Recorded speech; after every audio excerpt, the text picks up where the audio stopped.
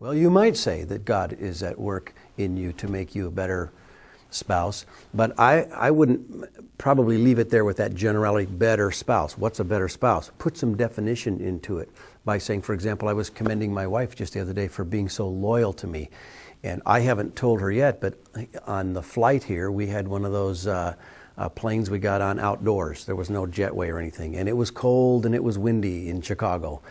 And we're standing there, and apparently the line is backed up inside the airplane. So we're standing outside the door of the airplane, up the ladder, and the wind is blowing. And my wife was carrying a pillow with her, and she just held it out to shield the wind from me, because my hands were full of the bags.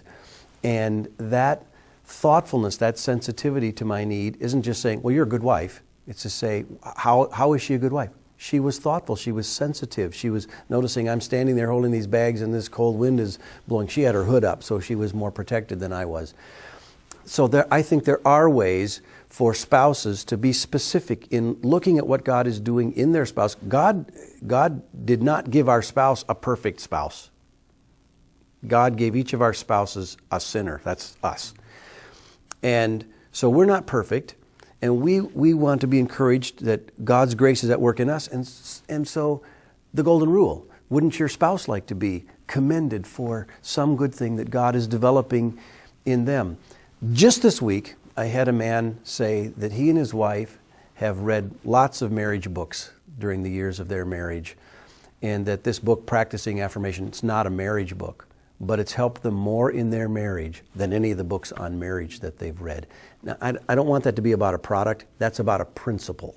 That's about practicing words of affirmation toward your spouse, whether your marriage is in great shape or you've dug a big hole and the weeds are deep and it's pretty tough sledding. I compare it to a checking account. If you've overdrafted, you can still make deposits and you can recover a good name.